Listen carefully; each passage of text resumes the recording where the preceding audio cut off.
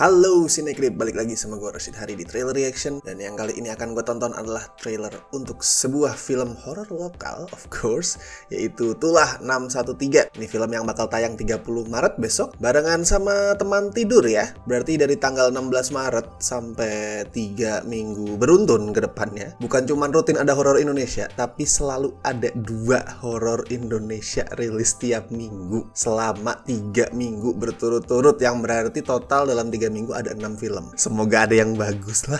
Gue nggak berharap muluk-muluk sih, misal kayak wah semoga ke-6-nya bagus semua. Enggak, gue nggak berharap semuluk itu. Misal ada 2, 3 ya 2 aja gitu, 2 yang bagus gue udah happy sebenarnya. Tapi Tulah 613 ini spesial loh. Spesial karena yang direct adalah Chiska Doppert. Ini menandai kembalinya dia ke perfilman Indonesia setelah absen 5 tahun terakhir. Itu seingat gue tahun 2018 dia ngerilis film itu Get Lost Urban Legend di Benteng Pendem. Kalau penonton sekarang mungkin udah banyak yang kurang familiar ya sama nama Chiska Doppert, tapi nama dia tuh lumayan dikenal di era-era ya akhir 2000-an atau awal 2010-an. Dikenal karena banyak orang yang ngira itu adalah nama samarannya Nayato. Buat yang nggak tahu nih, yang nggak menangin masa itu, yang mungkin belum mengenal dunia atau mengenal film Indonesia pada masa itu, Nayato itu punya banyak nama samaran. Yang paling terkenal jelas Koya Pagayo, itu kayaknya lu semua tahu lah. Tapi ada juga yang lain, ada Ian Jacobs, terus Ian Nguyen, sama ada juga nama cewek Pinkan Utari. Nah mungkin karena adanya nama Pinkan Utari ini, pas keluar nama Chiska Doppert yang juga ngegarap film-film horor dengan style yang juga nggak jauh beda sama cara directingnya Nayato, orang langsung berasumsi oke,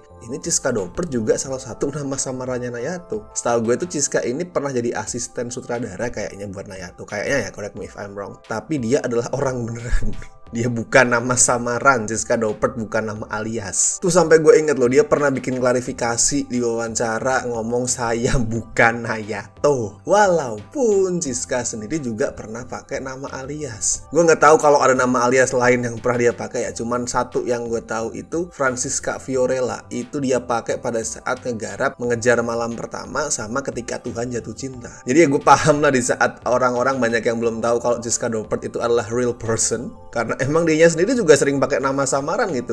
Kayak ambigu ini sebenarnya orang yang asli itu yang mana? Tapi poinnya adalah Chiska Doppert itu bukan Nayato ya. Itu lo patut inget lo. Dan kalau lo perhati, ini ada hal menarik dari filmografinya Chiska Doppert. Sekarang dia kan bikin film judulnya Tulah 613 ya. Dan sebelum ini dia pernah ngerilis film-film dengan judul kayak Kamar 207, Villa 603, 1206 Rumah Kucing. Kayak ini tuh komposisi judul yang Chiska Doppert banget gitu.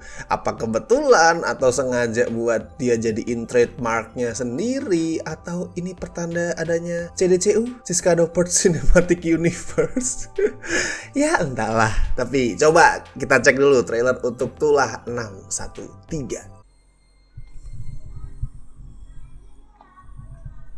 Gue pernah dengar beberapa mitos kalau kita nggak boleh nyalip berapa jalan hutan.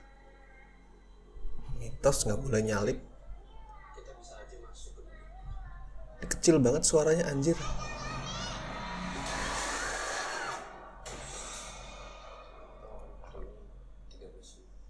Dan gue juga tahu kalau hari ini tuh hari ulang tahun. Dan setiap kali ada ulang tahun, pasti lo kayak gini. Tadinya papa pikir hari ini tuh kita bisa rayain ulang tahun. Bokap lo kenapa? Mainan-mainan nanya kita mau kemana? Terus lo bilang, ya gue bilang kita mau camping musuhan. Oke dia nggak suka. Oke. So setiap ulang tahun karakter utamanya aneh gitu ya pokoknya. Tolong jangan rusak suasana. Guys, duduk. Karena ibunya meninggal mungkin pasti ulang tahun.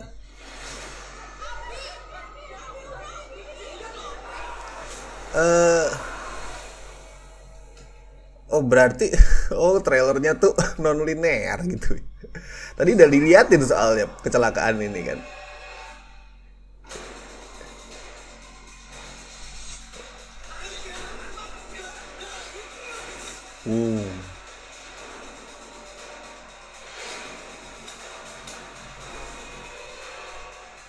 Wah, ada perewean. Jadi demit atau slasher nih? Ada ambulans ya?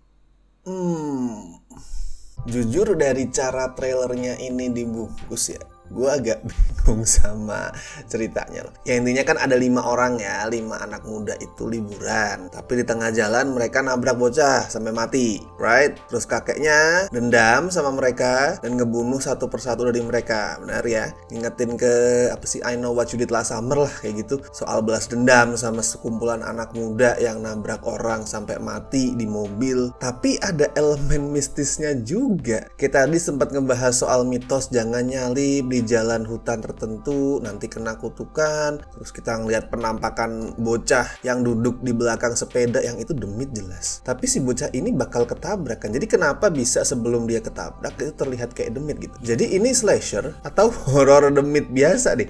Soalnya tadi gue sempat baca-baca sebenarnya, katanya si kakek yang ngebunuhin orang satu-satu tadi itu namanya adalah kakek goes. Kakek goes ya, urban legend gitu lah, macam nenek gayung, kakek cangkul. Anjir, orang Indonesia nih ada-ada aja sih ngasih nama ke demit.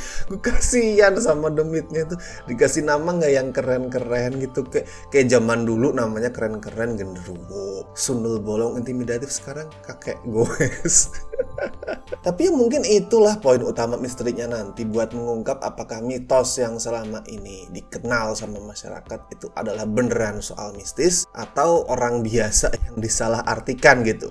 Mungkin kakek goes ini sebenarnya bukan demit, hanya kakek yang suka goes biasa aja tapi mukanya serem. Dan sebenarnya itu menarik loh, misteri yang berpotensi mancing rasa penasaran. Belum lagi ditambah sama kaitan soal masa lalu protagonisnya yang kayaknya bakal ngebahas soal mental health dia, yang kayak setiap ulang tahun itu jadi berubah, jadi nggak karuan pemikirannya, jadi nggak stabil emosinya, mungkin karena ibunya meninggal pas ulang tahun, who knows. Cuma dari bungkus trailernya tadi loh, gue ngerasa kayak meribetkan diri sendiri gitu, pakai acara bikin non-linear segala. Di awal kita dikasih lihat kecelakaannya sama penampakan si hantu bocah, terus mundur ke sebelum liburan, terus sampai lagi di kecelakaan. Ribet banget kayaknya, jadi berpotensi bikin calon penonton bingung gitu loh. Kayak misal ada orang di bioskop nonton trailernya terus mikir, wait, ini ceritanya soal apa? Terus kecelakaannya 2 kali gitu, tuh mungkin banget terjadi. Orang mengira ini kecelakaannya terjadi 2 kali, yang satu masa lalu, yang satu masa sekarang. Ya namanya orang di bioskop lah ya, gak kayak gua ini bener-bener merhatiin karena mau reacting trailer. Orang di bioskop kan duduk santai, berpotensi bikin calon penonton bingung, meribetkan diri sendiri lah. Karena sebenarnya nggak perlu seribet itu dijualnya. Lo mau menjual ini sebagai slasher ya udah bunuh-bunuhan. Lo mau menjual ini sebagai teror mistis ya udah hantunya ngebunuhin orang. Lu mau ngejual ini sebagai kombinasi keduanya yang mempertanyakan keduanya, ya udah tinggal dikasih kalimat gitu misalkan ini jadi setan atau orang. Nah, itu kan udah bisa cukup memancing rasa penasaran penonton. Ya, let's see lah besok filmnya gimana. Semoga si storytellingnya lebih rapi daripada trailernya, dan semoga directingnya Mbak Chiska ini lebih bagus. Soalnya so far horor-horornya tuh ya begitulah. Tapi mungkin setelah 5 tahun absen lebih fresh gitu ya, lebih segar, jadi lebih oke directingnya. Semoga. Oke, itu dia adalah reaction gue untuk trailer dari Itulah 613 yang bakal tayang 30 Maret besok. Gimana? Apakah kalian punya ekspektasi tertentu soal film ini? Tulis komentar kalian soal film ini, entah soal harapan kalian, ekspektasi kalian, atau mungkin soal Chiska Dopertnya. Misal kalian ternyata adalah fans dari film-film dia, bisa tulisin film favorit kalian yang disutradarain sama Chiska Dopert itu apaan, go ahead. Dan seperti biasa, jangan lupa like video ini, subscribe Cinecrip, share video-video kami di medsos lu. Dan kalau mau ngebantu kami, bawa bapak ini di Cinecrip dengan kasih donasi seikhlasnya, bisa klik tombol super thanks di bawah. Thank you. Oke, dan gue Rashid Hari. See you in the next video.